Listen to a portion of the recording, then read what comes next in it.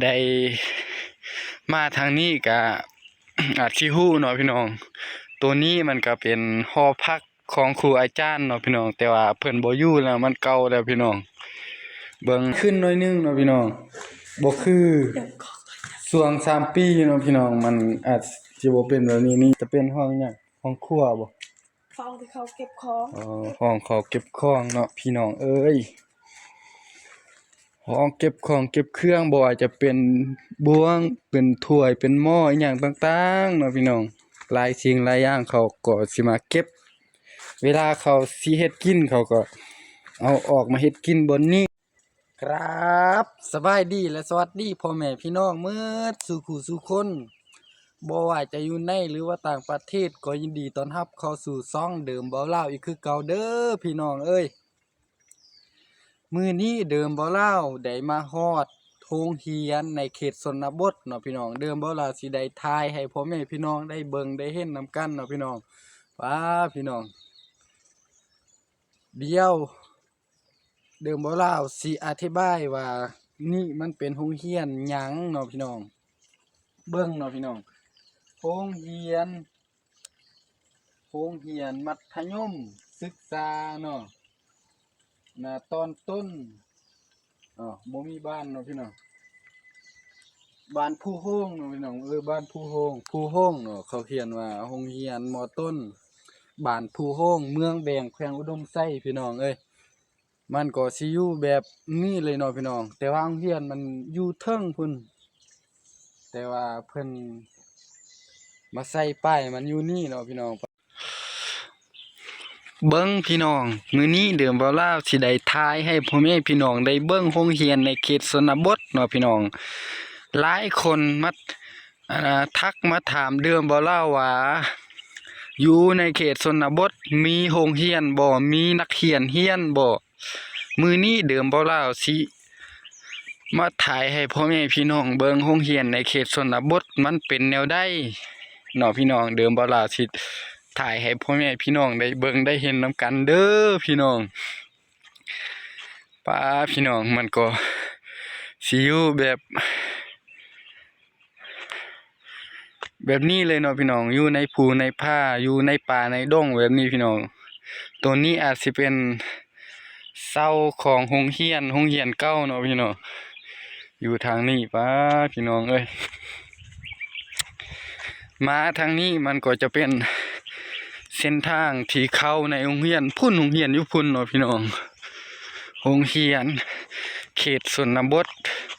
บ้านผู้โฮงเมืองแบงแขวงอุดมไซเนาะพี่น้องถ้าผู้ใดได้มาทางนี้ก็อาจสิฮู้เนาะพี่น้องตัวนี้มันก็เป็นหอพักของครูอาจารย์เนาะพี่น้องแต่ว่าเพิ่นบ่อยู่แล้วมันเก่าแล้วพี่น้องเบิ่งมันผีมากหมดแล้วพี่น้องเอ้ยป้าพี่น้องเบิ่ง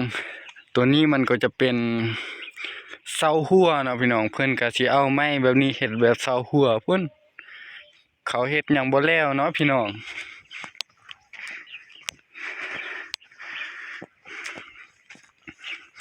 ขึ้นทางนี้พุ่นมีโรงเรียนและก็มีบ่อนนี้เนาะพี่น้องบ่อนนี้อาจสิเป็นบ่อนเขาเอาไว้ไม้เนาะพี่น้องเอาไว้ไม้เอาไว้หยังต่างๆเนาะพี่น้องแต่กี้มันอาจสิเป็นบ่อนนักเรียนเขาเรียนแล้วเขาพักมานั่งเนาะพี่น้องแต่ว่าเดี๋ยวนี้เขาเอาไม้ใส่เนาะมีห้องน้ำเนาะพี่น้องห้องน้ำตัวนั้นเขาหากะเฮ็ดไม้เนาะพี่น้องเฮ็ดไม่เขาหากะเฮ็ดไม้และโรงเรียนตัวนี้เขาก็เฮ็ดไม้บ่เฮ็ดไม่เฮ็ดหากะได้2 ปีบ่2-3 ปี2-3 ปีเนาะพี่น้องป้าแต่กี่โรงเรียนอยู่ทางพูนเนาะอยู่พูนทางคุณอยู่ทางต้นไม้พุ่นเนาะพี่น้องมันก็จะเป็นโรงเรียนแบบนี้แหละนี่คือแบบนี้แหละพี่น้องโรงเรียนเก่าแต่ว่าเดี๋ยวนี้เพิ่นม้างแล้วเดี๋ยวนี้มันเขาเฮ็ดโรงเรียนแบบนี้แล้วเดี๋ยวนี้เบิ่งเดี๋ยวบ่เราสิถ่ายข้างในให้พ่อแม่พี่น้องเบิ่ง เบิ่งพี่น้องมันก็จะมีโต๊ะตั้งแบบนี้เนาะพี่น้องว่าเดี๋ยวนี้มันก็ทันสมัยขึ้นหน่อยนึงเนาะพี่น้องบ่คือ เดี๋ยวขอตัว ช่วง3ปีเนาะพี่น้องมันอาจสิบ่เป็นแบบนี้นี่มันก็สิมีกระดานเนาะพี่น้องเบิ่งกระดาน กระดานเขา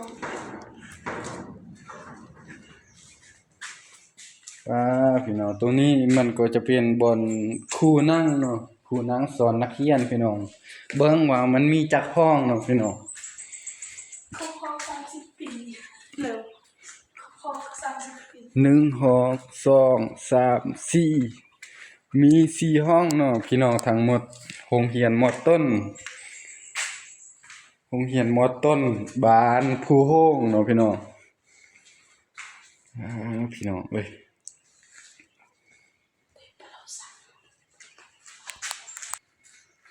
มี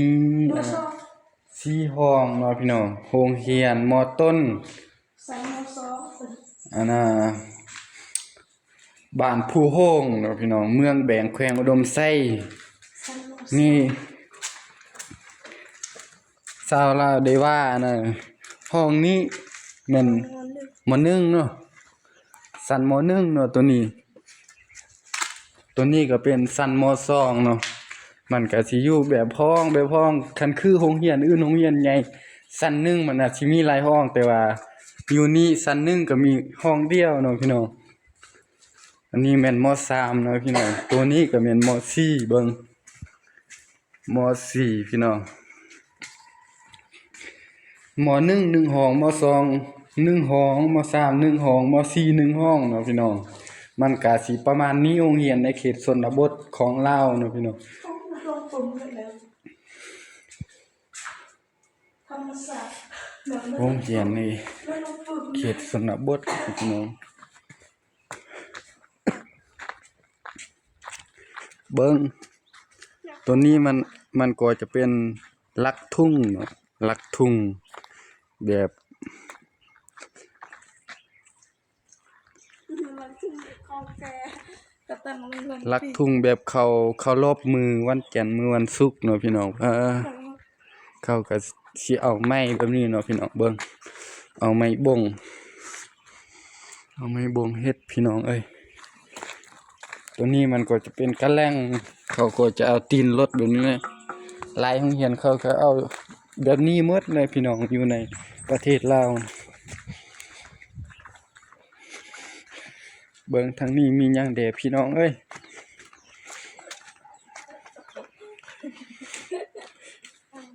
เขาล็อกเอาไว้เนาะพี่น้องตัวนี้มันอาจจะเป็นห้องหยังห้องครัวบ่ ฟองที่เขาเก็บของ ห้องเขาเก็บของเนาะพี่น้องเอ้ยห้องเก็บของเก็บเครื่องบ่ว่าจะเป็นบ่วงเป็นถ้วยเป็นหม้ออีหยังต่างๆเนาะพี่น้องหลายสิ่งหลายอย่างเขาก็สิมาเก็บเวลาเขาสิเฮ็ดกินเขาก็เอาออกมาเฮ็ดกินบนนี้เนาะพี่น้องเดิมบ่ลาวก็เห็นบนนี้เนาะมันอาจจะเป็นบ่อนเขาเฮ็ดกินนะพี่น้องเอ้ยแบบนี้ มันจะสมัครยังบอกตัวเอง เป็นบ่อนเขาเฮ็ดกินเลยพี่น้องเอ้ยเบิ่งมีวิวมีธรรมชาติมีภูผามีป่าไม้อ้อมไปเนาะพี่น้องเป็นแบบธรรมชาติแบบนี้แหละพี่น้องโรงเรียนในเขตชนบทพี่น้องเอ้ยไป